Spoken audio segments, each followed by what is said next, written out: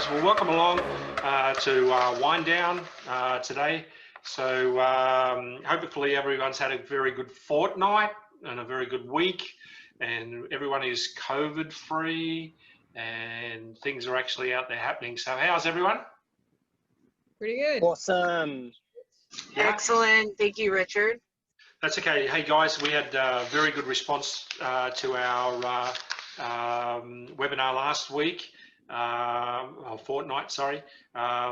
Lots of great feedback. So appreciate the guys for coming on. That's Mel and Dennis, wasn't it? Sorry, forgot his name. Yeah. So thank you very much, Barry. Thank you, JT. It's been a big week, mate. Oh, geez, mate. I tell you, I think I'm getting Alzheimer's, but anyway, it doesn't matter. So guys, let's go around the traps. Okay, so what's something that's happened exciting this week, or what's news out there, guys? JT? Oh, wow. Okay. Do you know, I think my exciting news for the last fortnight is business as usual. I really do think that lots of businesses are bouncing back. Look, they're not back with inquiries and they're not back with sales. We know that. But we are generally coming back into life as we know it. People are genuinely coming back to the clubs, albeit slowly. They're coming back. They're participating in group fitness classes. Their PT numbers are going up. Just everything is, except for Victoria, everything seems to be heading back in the right direction, and let's call it normal. Yeah, I think one of the things that, sorry, Richard, go. No, you're right. Keep going. One of the things that I would share is last weekend, there was a Fitness First club here in Sydney where there was a COVID case. Someone came in, did a Pilates class, and then message came out, I think on Tuesday or Wednesday, that anybody that participated in that class needed to self-isolate. Now, I think one of the important things that has happened over the last 7 or 8 months of what we've been going through is the speed at which the health department work. So Fitness First were notified at 2 p.m, I think on the Wednesday, that someone had been in their club with COVID. By 3 p.m, 60 minutes later, it was all over the media and the health department's website. Previously, that may have well taken a day, maybe even 2 days. So things are certainly changing in New South Wales at the speed at which the health department are communicating to the general public when there's a COVID outbreak or a COVID potential outbreak. But also on the flip side of that, the really exciting thing is that the health department pretty much takes control and runs it. So really what happens is the health department says to the gym who was in the gym at that time. The gym then sends the contact details and the health department contact those members. It's completely out of the hands of the gym. So there's a lot of really very professional things that are happening at a New South Wales level that the health department do. So I would assume that would be replicated throughout the country. And I think that also takes a lot of the heat off us as owners in our fitness business, because there's no question until there's a vaccine, there are going to be cases in and out of our gyms for the next 6, 10, 12 months. Yeah, correct. That's really good to hear. I was interested to hear that because I wondered how quick the response is, the reaction time, to it all. I haven't really heard much about it, so that's really cool, JT. And you're right. And out there amongst the business this week, talking to different people, there's a much better feel out there this week than I've probably experienced in the last month or so, so maybe there's light at the end of the tunnel. Queensland, we have the elections coming up this week, so I believe that, or in the next couple of weeks, sorry. So it'll be interesting to see what's going to happen there, and whether the restrictions are lifted and to what level.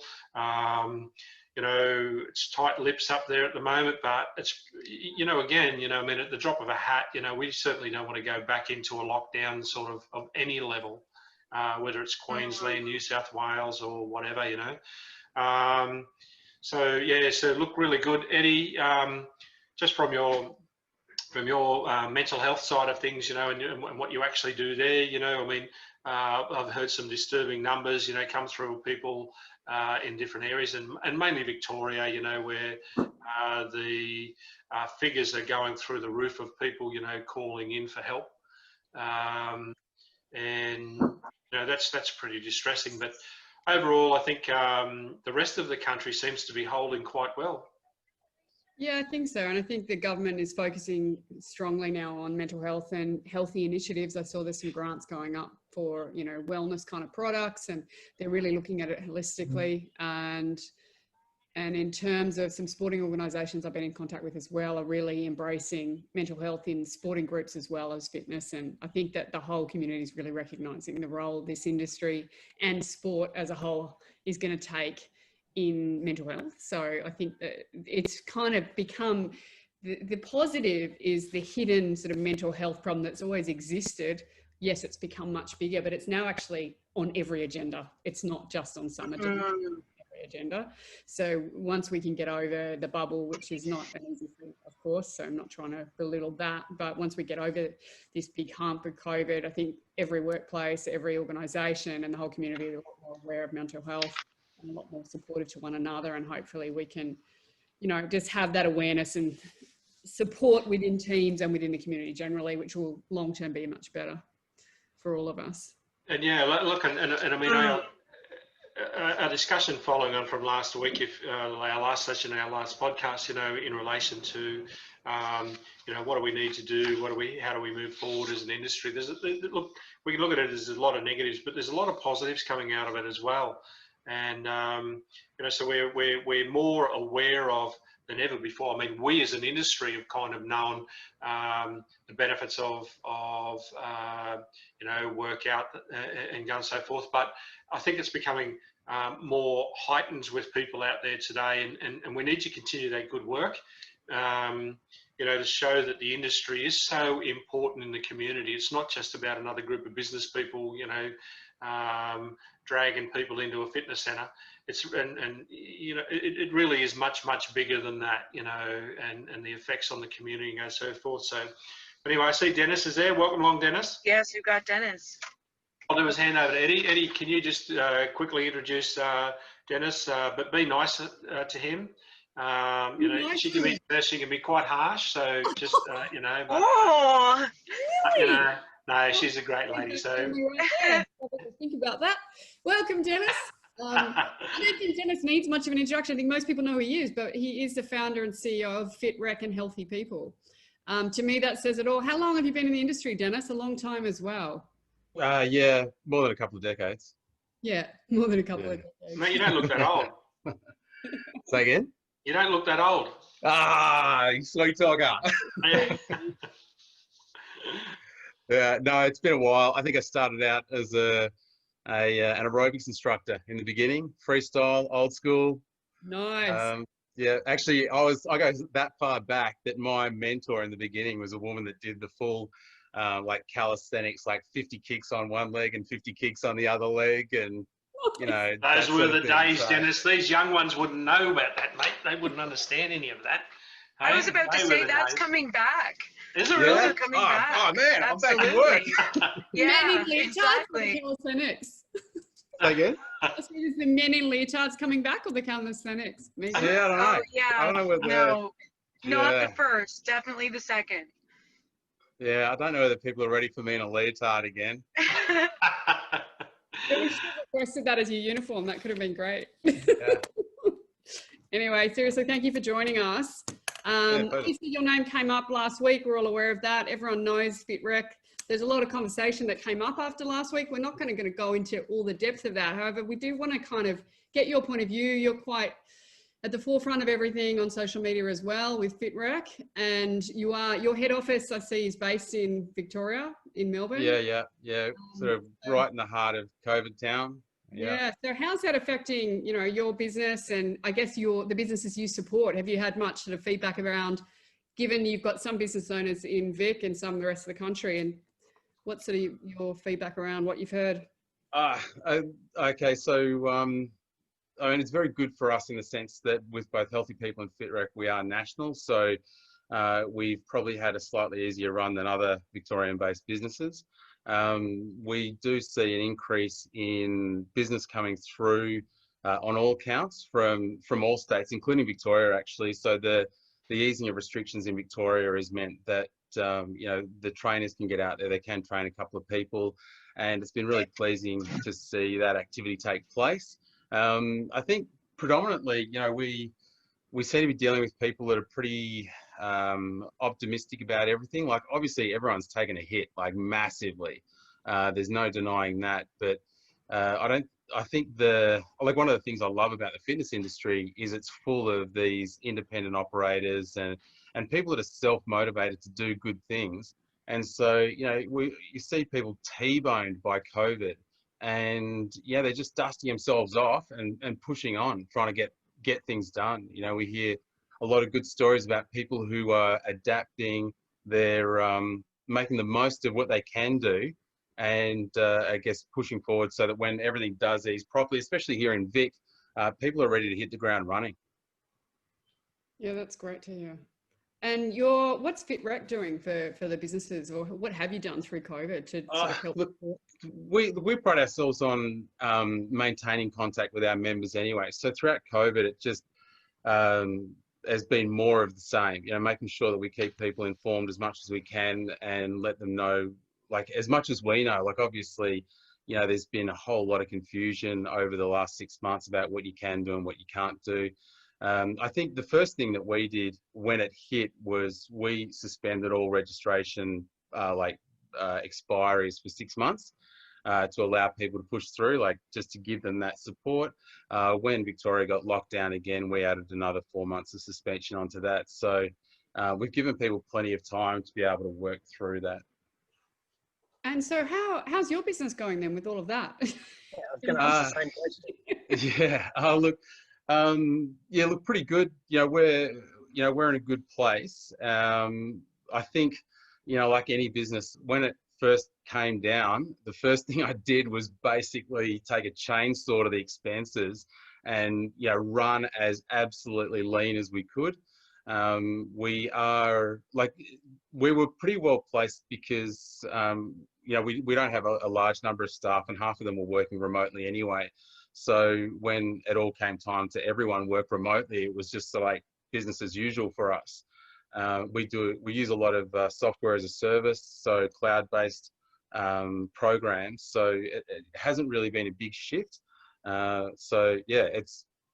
were bracing ourselves. We sort of worked out what we had in reserve and what we could deal with, and no doubt things like JobKeeper and has been a big help. And also in Victoria, there's been a number of grants come about for businesses, which has been very helpful for Victorian businesses that were eligible. So we've sort of weathered the storm reasonably well.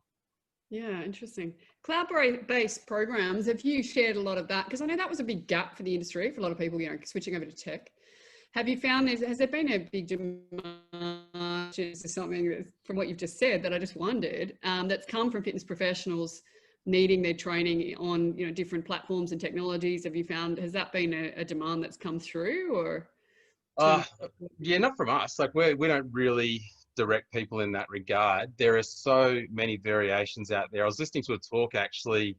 I was attending the NASM Optima Virtual Summit this week, and one of the guys was talking about revenue streams for PTs and mentioning that online PTs, there's many billions of online PT providers, and they all use a range of different platforms. And I think, I guess the platform for any trainer that's best for them is the one that works you know, that they can get their head around, and that it, you know, ticks all the boxes. There's no point sort of overcooking it. Yeah, no, fair enough. But sorry, yeah, but we don't do anything like that. Like, we sort of, if anyone wants any assistance, we'll tell them what we've got, what we know, what we can share. But apart from that, yeah, that's, you know, we haven't had too much in that regard. So would you be able to clarify, because this kind of came up last week and I wasn't clear. It's like, can you give me your exactly what FitRec sees your vision as, your mission? Because I often come in conversations and I kind of get a bit confused about what people say you do and what you do, and I'd love to hear it from you, to be honest. Yeah, okay. So FitRec was created to, in response to, like, with healthy people. So let's go back a bit. Healthy people have been around for like a decade. We were hearing a lot of noise from a lot of Healthy People's the employment platform, correct? Yeah, that's right. Sorry, yeah. So Healthy People is a recruitment thing. So we have professionals and employers in the system, and the employers can actually connect directly with professionals via our system outside of job ads. So we were the first people that allowed fitness professionals to promote themselves to employers, so they could actively get themselves out there. But anyway, as a result of the conversations with the employers and with the professionals, we just sensed that the registration wasn't filling the needs, or the primary needs around recruitment, things like that. So we put something together that we thought might better fit that bill. We've always focused on registration. We want to be the best registrar, and to that end, we've created a platform that I sincerely believe is a superior service to all others out there.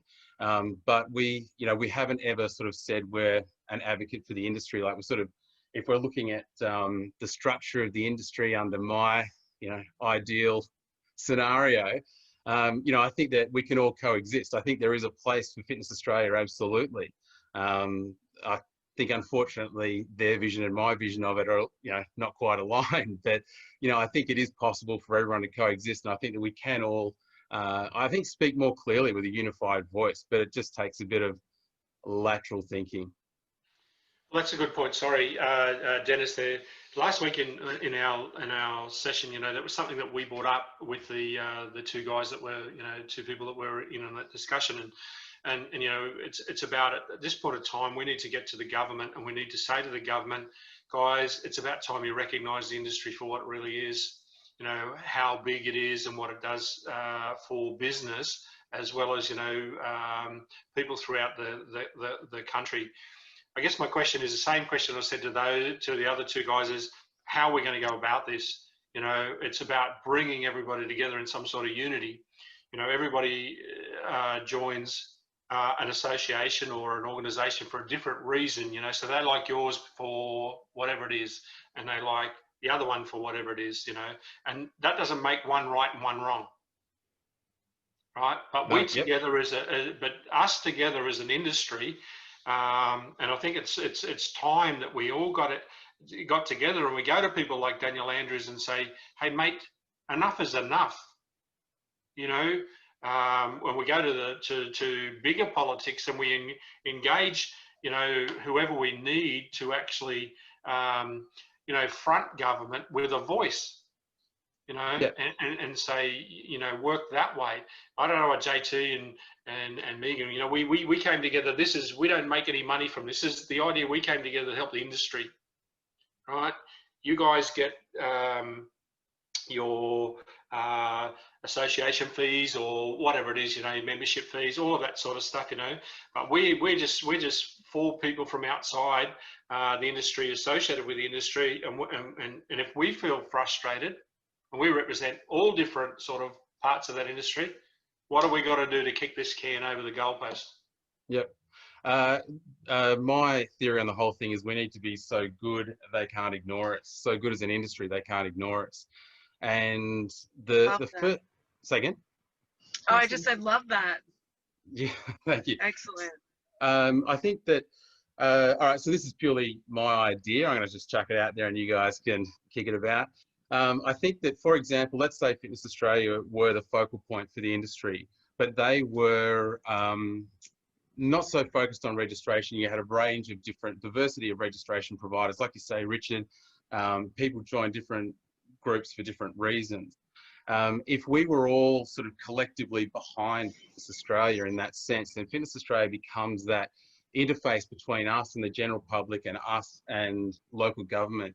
For example, if and this might be heading outside the purview, but if, for example, Fitness Australia were focusing more on, say, health promotion and putting together programs that were most easily run by fitness businesses or individuals, then they would create a sort of a voice that people are more inclined to listen to. As you said earlier, Richard, we're not just a bunch of businesses trying to, you know, get back into earning some money. You know, we do have something to offer beyond that. Does anyone remember Life Be In It? Yes, of course. Yeah. Okay. So that was monstrous. That was such a great campaign that everybody knew about. The challenge of doing. I got a question. Does anybody remember when the Life Be In It campaign actually went live in Australia? What year was it? I'm going to say 86. I was going to say it would have been probably around the 80s, like 1980. Megan's looking like Megan's there sitting and she's just dumbfounded. She goes, When I was born, I think. This is like, what are you guys talking about? And there's a specific reason I asked that question, because if you ask anyone who would be kind of north of 45 years of age, they would say the Life Be In It campaign would have been probably the early 2000s, maybe the 1990s. It was 1975. There you go. Wow. Yeah, right. Okay, so here's the thing. That's how good that campaign was. And Wow. the challenge that we have now is that, you know, no one's really got the money or the power to put something, a message like Life Be In It out there. TV stuff, radio stuff, everything else. It saturated everything and everyone understood it.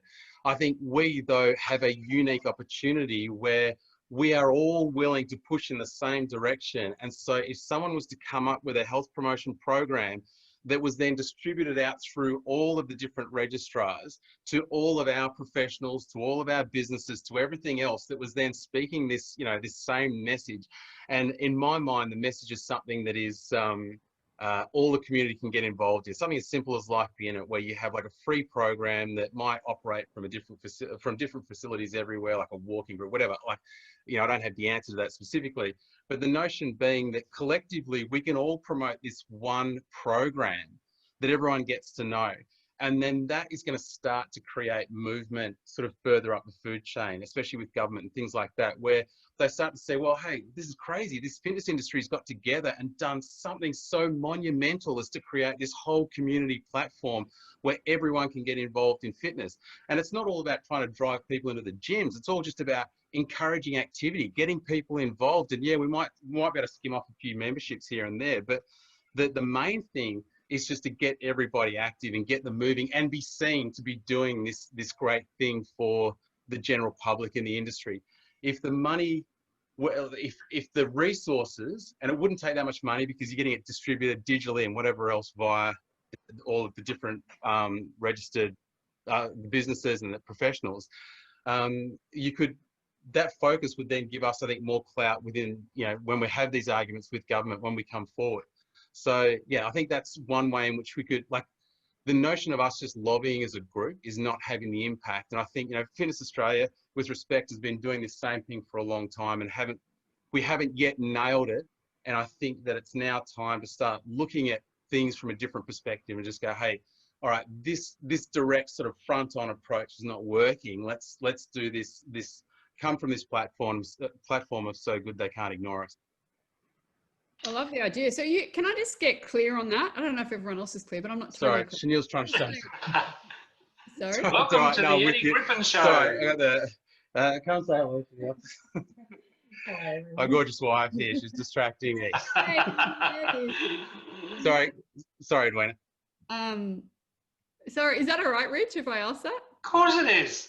You go for it. What was the question? I was like, I need to shut up. I'll be quiet once I get clarity, because I just wanted to understand when you said community programs, are you talking about I don't know if everyone else already gets this, but are you talking about a program being designed where you train people to do an exercise kind of program, or I'm not really sure what you mean by that. I mean, Yeah, I'm talking lowering the bar, like a lot lower in terms of entry to this. So you think about life being it. The real joy of life being it was so basic. It's like, you know, run, skip, all that sort of stuff. Do you remember that? Yeah. So you're saying So bring Eddie, back Norm, bring back Norm. No, Eddie, we got more of a campaign than a program. Yeah, got you. Yeah, more of a campaign. I'm Put something. envisioning like "Are You Okay" Day, for example. Yeah, Something like that. Like I think we all much more fun. Yeah, we all know. We all know businesses that run community programs in their area. Like they might have a day where they do circuits in the park and it's free and everyone can come along. Yeah. Or there's a group called Live Life Get Active. Yeah, Live Life Get Active that run free programs that are sponsored by different groups for people within a community. Yeah. And it's such a beautiful way to get people active, because I mean that's the thing, we want to get more people active, and I think that if we are seen as an industry to collectively come together to promote something like that, where we're encouraging like a campaign of wellness that runs for, I don't know, a year and then changes the next year or whatever else, I think we're going to have a profoundly greater impact on on government decisions in terms of the value of the industry and what we can do. Totally right. Yeah, right. And I think we all kind of feel that.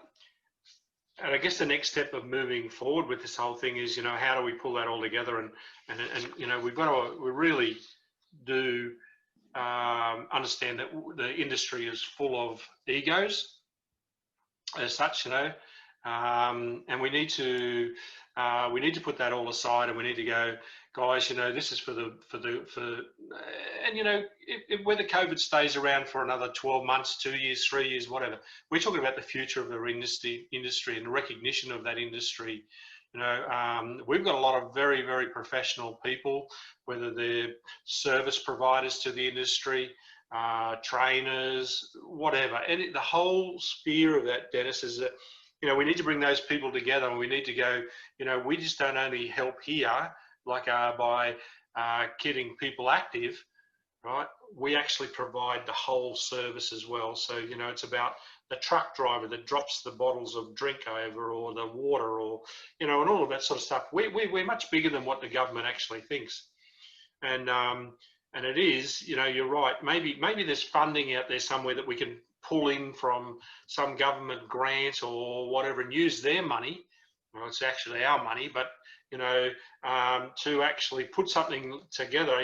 You're talking about something I envisage, all of these fitness centres and wellness centres across the country just jumping in and doing this, and, having their input into the whole thing as well.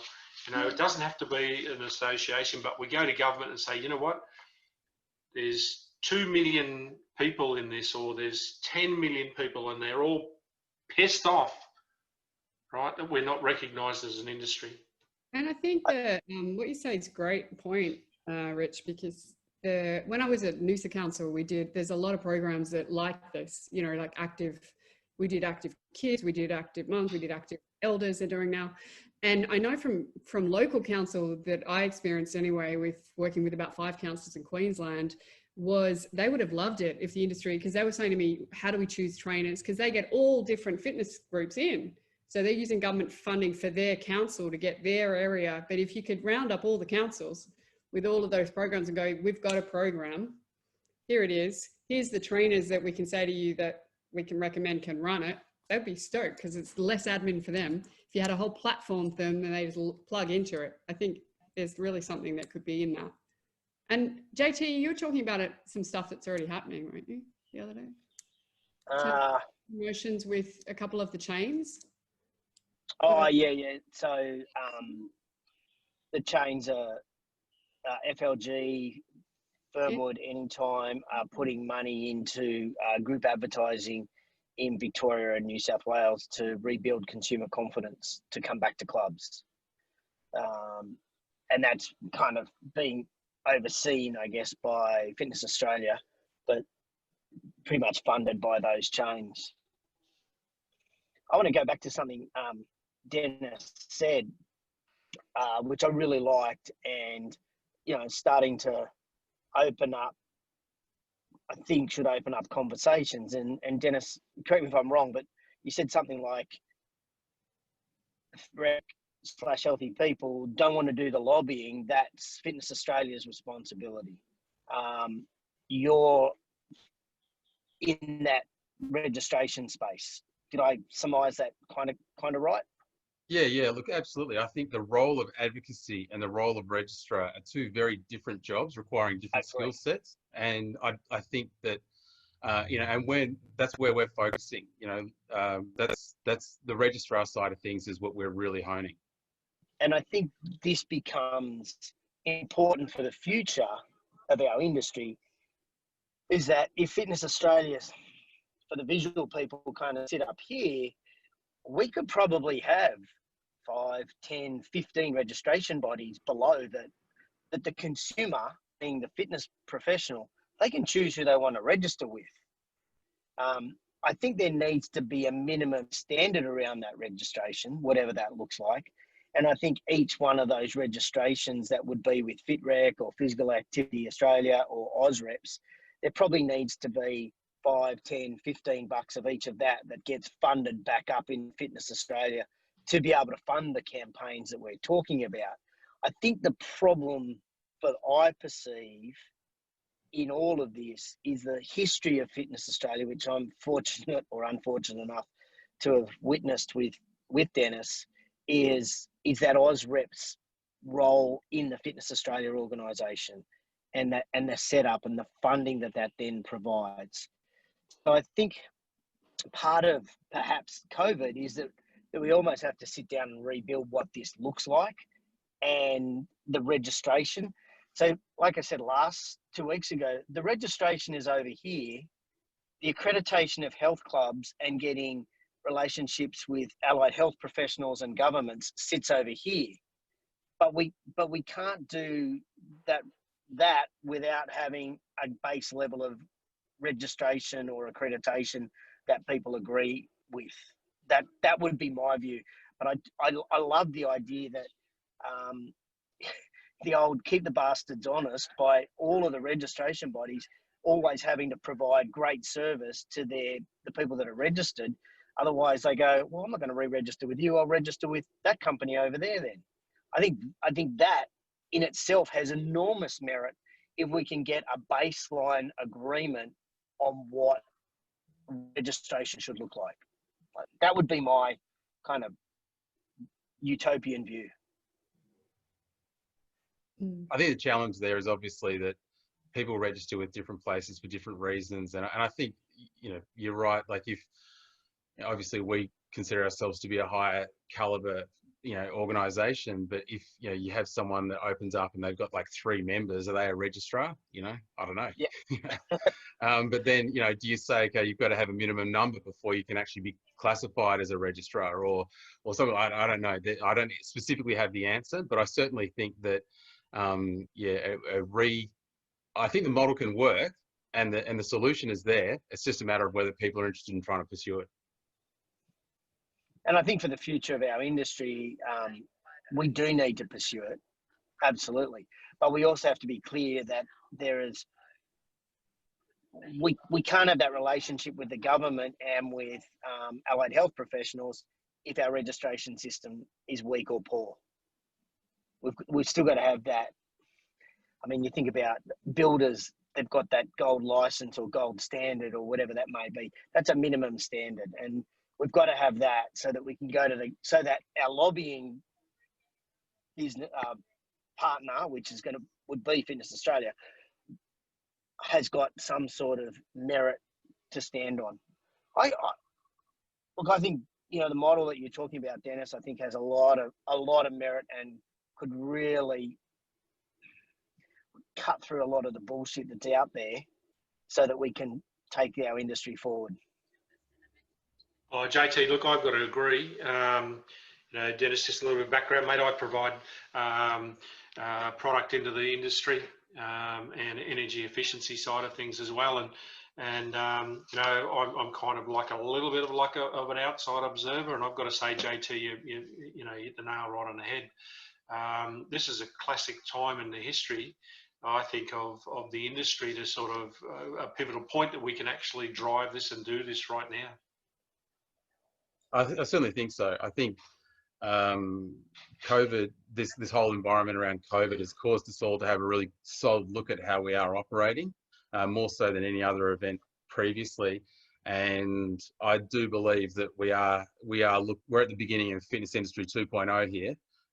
It's going to be a different 2021 and moving forward. And, you know, further to like Justin's comments, look, you know, I've already expressed what I believe is a solution forward, and obviously there is some consensus among that. But you know, it's obviously something that Fitness Australia is going to have to get their head around. You know, I think I understand, as Justin's saying about the registration and its connection to Fitness Australia.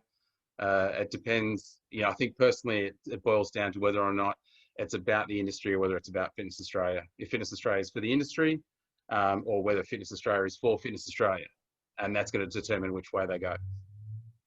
And if I can just, you know, add to that, Dennis, and that is, in the US at the moment, the peak body for business, being IRSA, is being rebuilt from the ground up. As we speak, the International Health Rec and Sports Association is being built from the ground up because of COVID. So it is definitely, it's probably not 2.0, it's probably 3 or 4.0 for IRSA, but we're seeing that rebuild there. And the catalyst to this has been lots of different factors. But I can tell you, in the United States, there are two bodies that have always kind of been a little bit antagonistic to each other, and they are at the moment mid peace pipe smoking, because they've identified that they can coexist.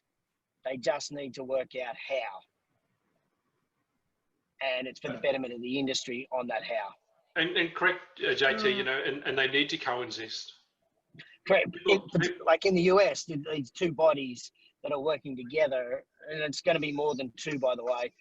Within 6 months, you'll see a completely different topography of of how the United States works, industry-wise, completely different, and it's going to be pretty exciting over there. But I guess what it's showing is that when you put history at the door and you walk through into a new room, anything is possible.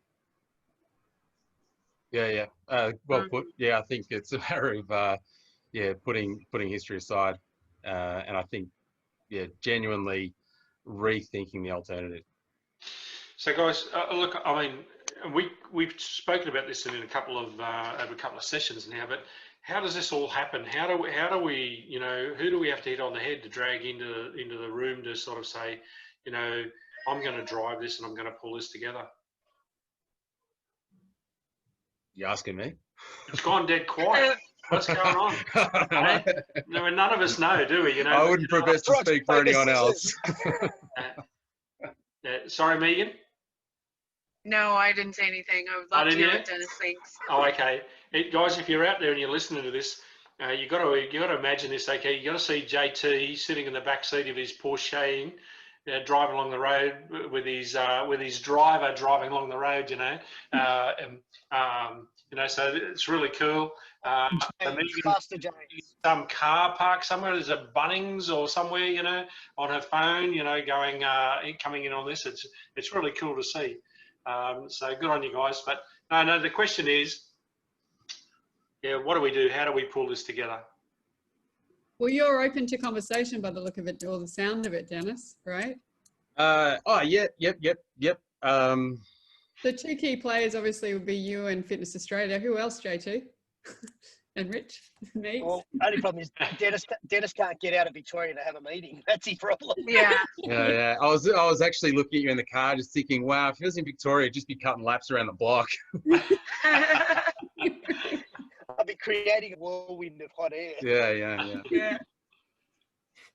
Look, it's worthwhile, maybe us as a group or as one of us as an individual, and putting something out there and saying, come on guys, we need to be that catalyst to kind of bring it together, I guess. There's a multiple facets to the whole thing as well. To go to government, you really need a lobbyist on the inside to sort of say, come on guys, as well. So there's some connections there that we have, and you'd be surprised. What's the old saying? There's 6 degrees of separation. And you'd be surprised at who. Sorry. From Kevin Costner. Oh, was it Kevin Bacon? 6 degrees of Kevin Bacon or something. I don't know. So look, you'd be surprised who we know who can get to us, people on the inside, and it's just a matter of shelling out some sort of a plan and pulling that together for the best of the industry, we're long term, aren't we, Rich? I mean, it's, we're sort of too late, let's be frank, with COVID. I think it's just woken us up to the fact that we don't have the impact that we'd like. And are we not on the same? It's correct, right? We're looking kind of longer term, and in terms of government, we need to get our certification and accreditation courses in line and everything in line before we can then go and start lobbying, because it's a bit everywhere at the moment. I think I don't know, but I've been in the industry 30 years, and I'm sort of kind of confused on what means what at the moment with education and CCs and accreditations, and it's not in a great place. I mean, it's a perfect time, I guess. Let's make that positive. It's a perfect time to shift it and reevaluate. Agree. Eddie, I think it is a perfect time, and however, I'm not sure it's a priority at the moment. And I think that becomes another question. It's like, so when does this become a priority? For some people, it might be number 1, and for Fitness Australia, it could be number 5. At the moment, I think the priority is supporting clubs reopening or getting open in Victoria. And, to be frank, like I've said on a number of previous wind downs, I don't think it's anything we as an industry are going to get those clubs opened. It's going to be when we start playing some of those tapes of Dan Andrews at Spearmint Rhino down in King Street. Dennis, we might have something on him, but he's obviously got something on the industry, so he's not helping us at all. So I think we got to be ready for when that does happen, that as an industry, Australia-wide, we support those Victorian clubs, because they're going to need some love and some support when they reopen. And potentially what we're talking about around rebuilding the registration system, we've got to timeline that in. And I would hate to see for us not to do anything, but also hate for us to try to move forward without actually getting face to face. And until Victoria opens up, that makes it really difficult. I kind of wonder, JT, I totally see what you're saying, but what I'm thinking is, does the initial meeting have to be about registration? That's the hot topic, right? That's the long term. But could it not be that all of the leaders who are going to look at registration later come together for the common good now and have a shared positive experience together before we get in? Because the registration is going to be a tricky conversation. We all know that. Like, to me, what you're saying exactly, I totally agree, and you're spot on that the priority is for supporting gyms now. But I think it'd be Eddie, I think some things that JT you've just touched on about supporting business in Victoria, and I think I think letters or words of encouragement from the industry in other areas, and saying to these guys, hey, listen, we've done this, and we've come out the other side. We changed some things. We stopped. We thought, but it will work. I mean, they've been locked down. How long is it now in Victoria? Is it 10 weeks, 11 weeks, something like that? Yeah. It's bloody hard.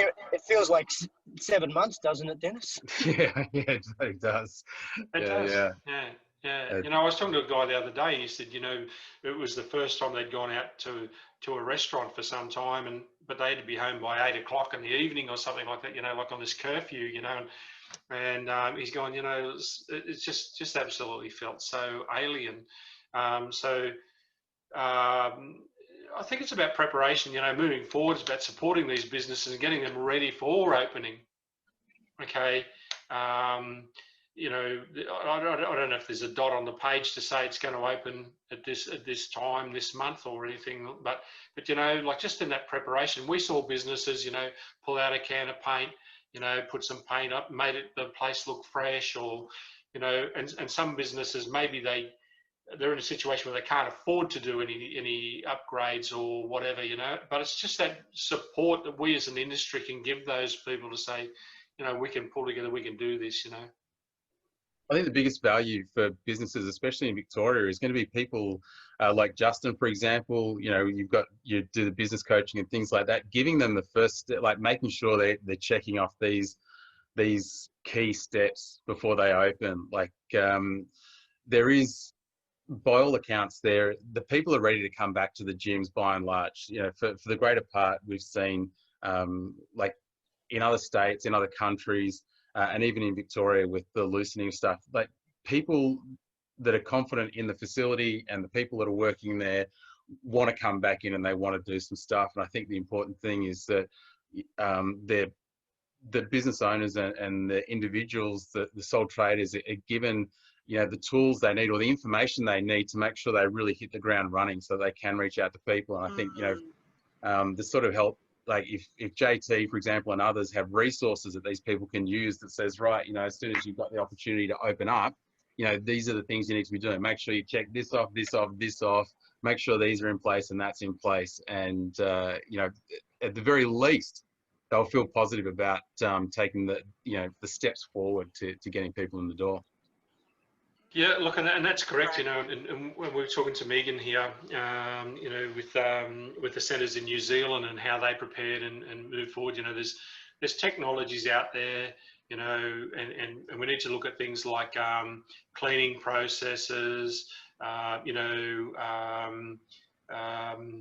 how they can give membership confidence, you know, as they come back in. You know, I can't remember, JT might remember the figures that we spoke about, you know, about the numbers that actually came back into the centres when they opened. And you know, we expect, you know, that maybe it's 50%, maybe it's 60%. We've seen around the world, you know, of people who actually came back into the centres. You know, how are these people prepared for that? You know, to give people confidence. Megan can talk about, you know, what's happened in you know, New Zealand and in Queensland and that sort of thing. The numbers coming back, you know, so it's that kind of stuff as well.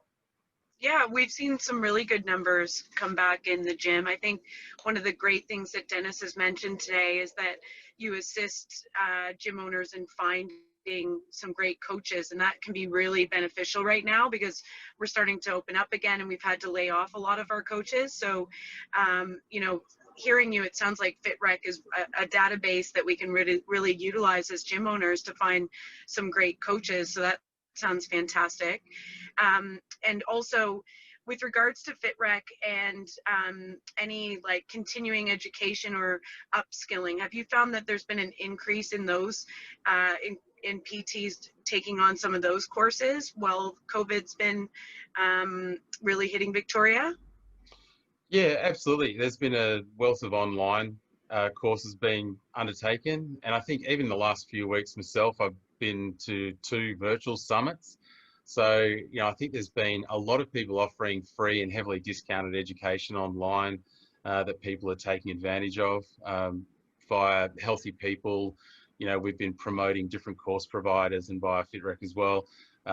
Just, yeah, giving considerable discounts. So it's a good time for people to get into learning. And I know that there has been a lot of people take that up. Yeah, perfect.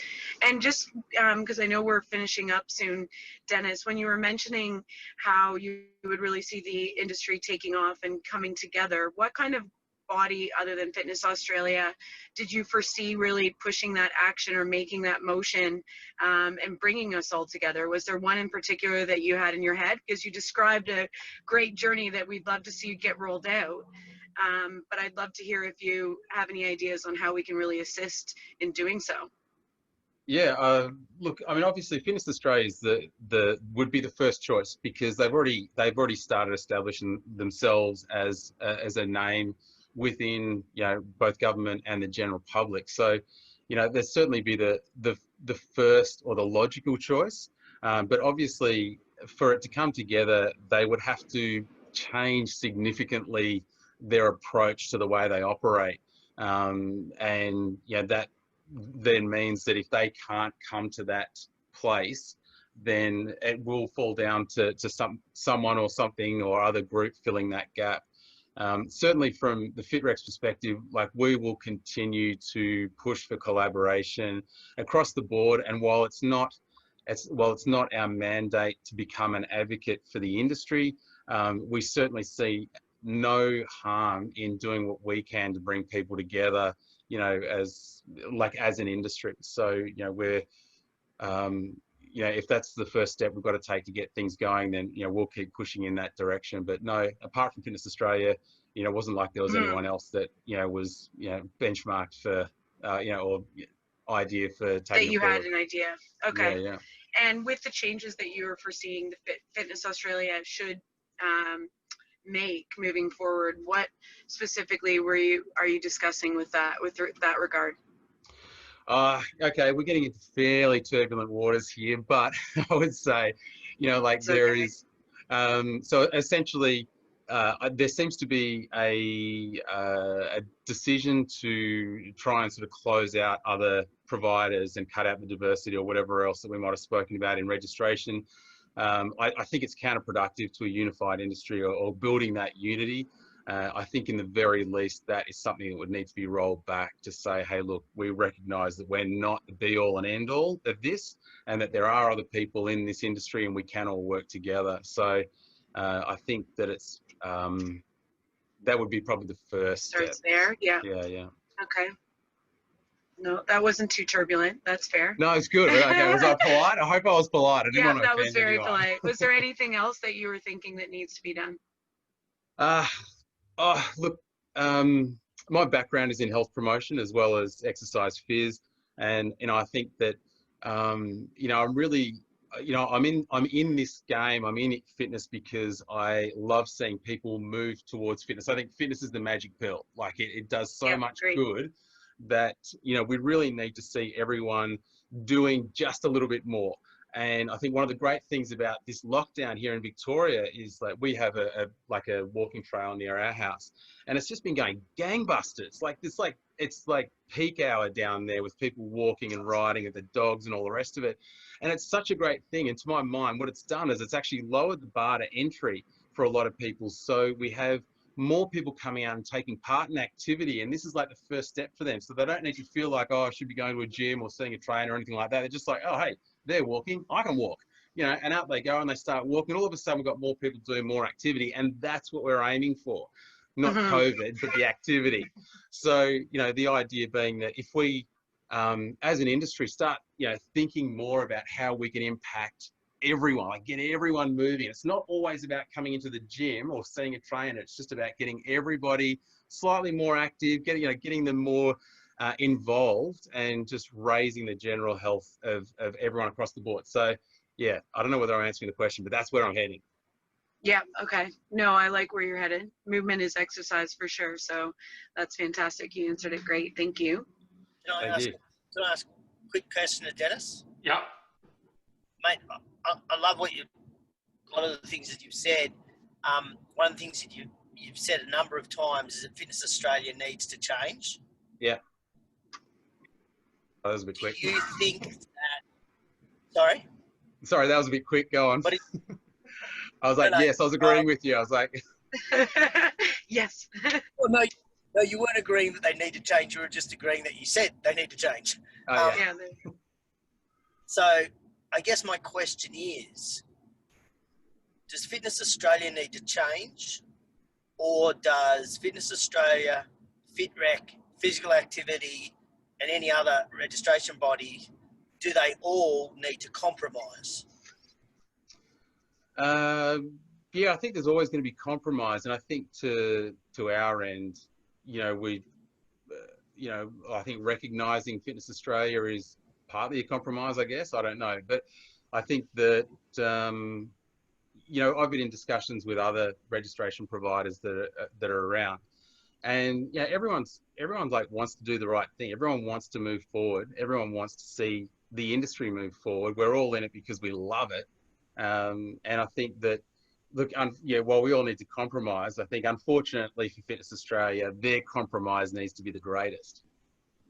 Well, and that may well be the case, but I think one of the important parts, and Eddie, you know this better than anyone when you're facilitating change, is that if you're saying to one organisation, you have to change, that organisation, when you say that, that organisation automatically gets their back up. So when Fitness Australia says to FitRec, you need to change, whereas if we say, all right, well, let's just all come together and meet halfway, or 25, 75, or whatever it looks like.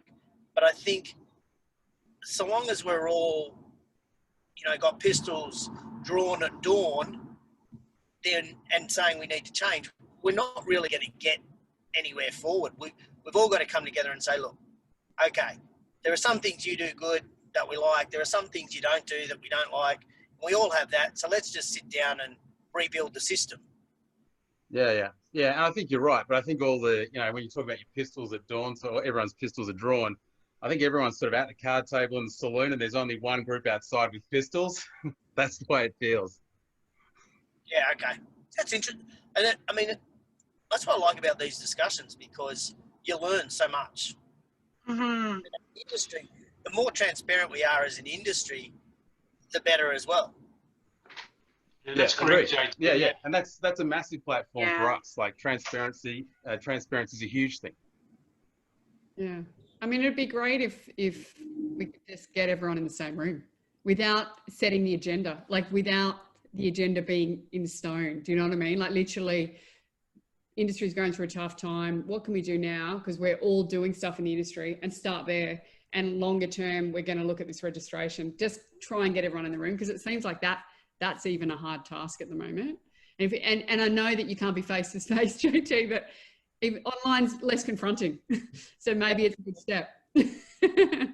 Well, Dennis would be less intimidating online than he would face to face with his fluffy white socks, his Reebok apple pies, and his hot pants from his aerobic days. I wondered where you were going. I didn't know you were that close. That's all right, Dennis. JT doesn't understand the look, mate. He's just missed that era, you know. Thanks, Richard. I appreciate that, mate. Don't worry. I was around in the days when G-strings were worn on the outside of hot pants. Were you supposed to wear hot pants? Hey, look, guys. Really, really good discussion, and I think that if people are out there listening to the recording here this evening, and they want to get in contact with us, and we're happy to just kind of drive it and spearhead things and move things forward as an independent group, I guess, is probably where we're at. I'm just talking openly, four of us here, and Dennis, and it's not a critical summary of any organisation. It really is. We all want the best for the industry and for our members and for the communities, so that's really where we're at. And I love the idea. We've thought about it. We've talked about it, putting together some sort of a campaign of bringing Norm back. And Megan, you might find out who Norm is. We'll send you the video clip.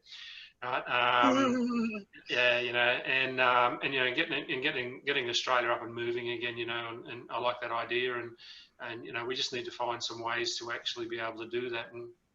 But if you're out there today and you're listening to the recording and you want to get in contact with us, there's plenty of us around that you can actually call and talk to, or send us an email. But the podcasts have been really well received. There's lots of great communication coming back from it, and let's keep it moving forward. And Dennis, thanks very much for coming on today, mate. Really appreciate it. It's a pleasure, mate. I hope that Justin finally gets to wherever he's going. Only got 2 hours to go. He's going to Canberra. Is that correct, JT? Sorry, Dennis. You're going down to meet the Prime Minister, did you say?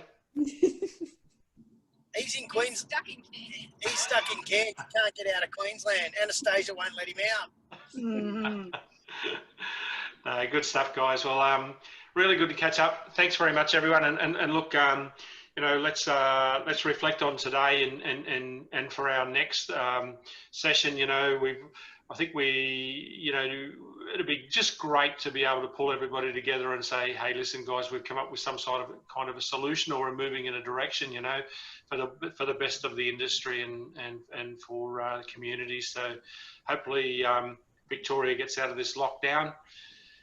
Hopefully Queensland borders open up, and we can all get together and have a drink again shortly. Hey. Banging. Well done, guys. Appreciate it. Have a great weekend. Thanks, Dennis. Couple of Thanks weeks. for coming Thank you, Megan. on. Cheers. Pleasure. Good on you guys. Cheers. Thanks for joining us. Cheers.